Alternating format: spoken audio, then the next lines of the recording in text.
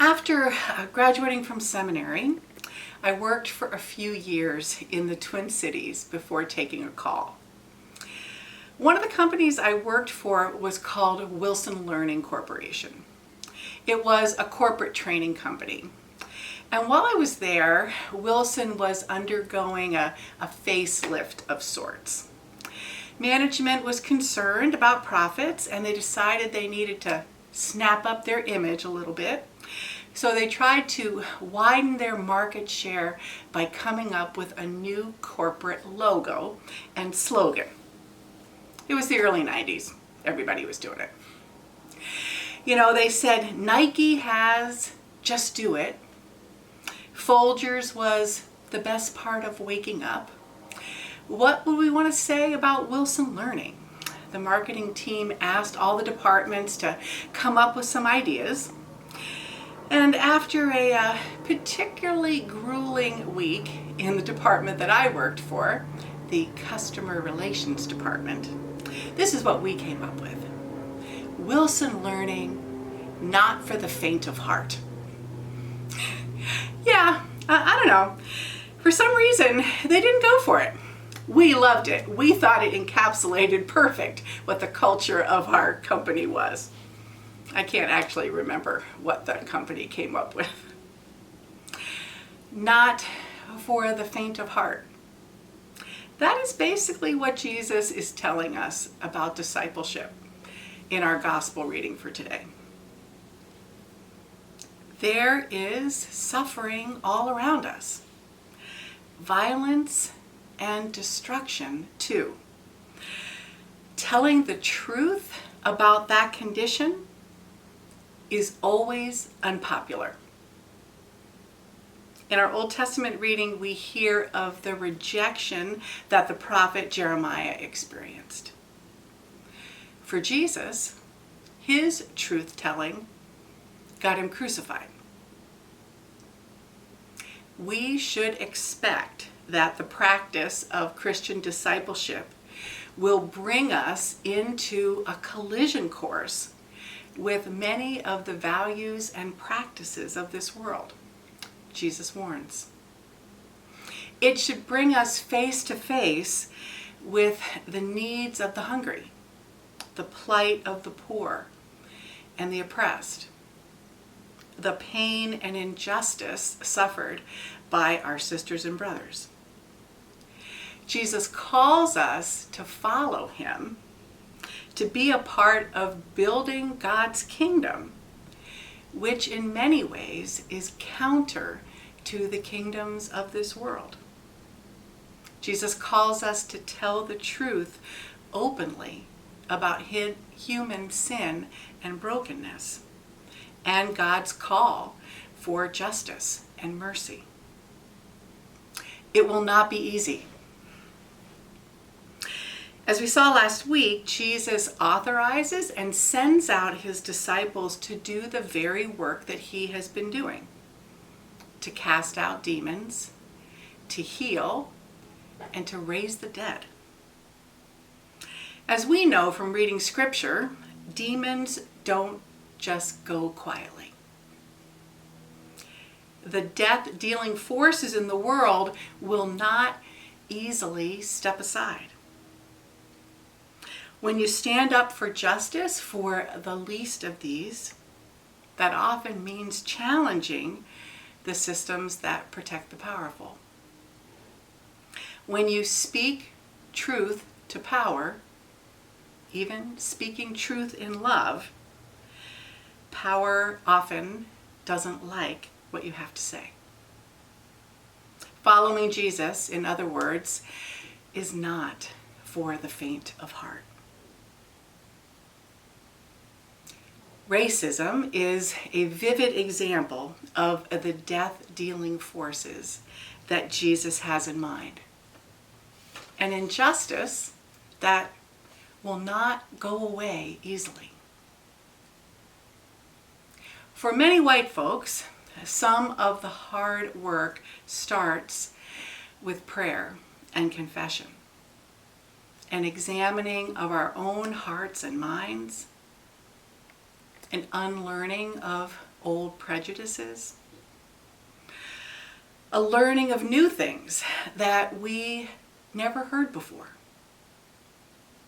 recognizing where we benefit from privilege, starting to educate ourselves about systemic racism. Amanda shared on Facebook recently a picture of a sign from a rally that said, "I'm sorry, I'm late. I had a lot to learn." Many of us can echo that sentiment. Another part of this hard work is talking about race with our white family members. We will have lots of opportunities to have these challenging conversations within our own congregation as well. In a collection of sermons that he preached as pastor of Riverside Church in New York City during the Second World War, Henry Emerson Fosdick said this. He said, "In such a time as this, no dry as dust religion will do." These are the times we are living in now. The challenges are great.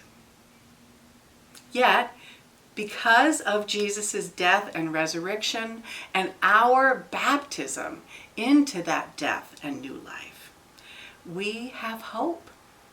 We can be changed. We can die to old ways and be raised to new ones.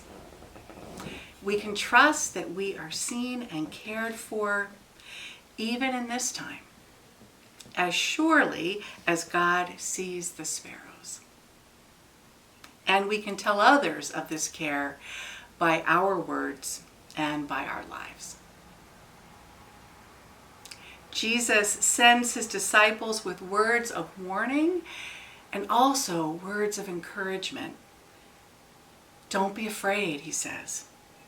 God will be at work in you and through you all the way. There is a song that has given me strength and encouragement over the years. Literally, put courage in me in many a difficult time. It's a song by Carrie Newcomer. I shared one of her songs during Epiphany called Sanctuary, about God being our refuge.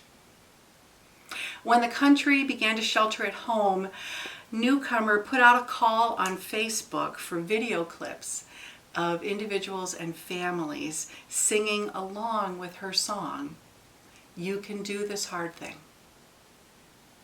And people began sending in the most wonderful, powerful, poignant, open-hearted, deeply touching videos. Pastor Caitlin from Valdez is in the video, wearing a mask, a light green mask at the beginning, and then later she sings without the mask, and you can see beautiful Alaska behind her. Here is Carrie's introduction to the video. We are living in a time of uncertainty and possibility. We are navigating grief and loss, and yet encountering a clear opening and invitation to truly become the beloved community. There is a spirit moving in the world and within the human heart. Take courage, my friends. Love is still the greatest power, and you are part of a gathered community that transcends the miles. We cannot just be healed. We must be transformed. We can do these hard things Jesus calls us to do by Christ's power at work in us and through us. It is a marathon not a sprint. It is a journey of liberation and freedom, grace and truth that God's people have been on for centuries. I'm grateful that we are traveling together. Let's listen to Carrie and the gathering of friends sing. Thanks be to God.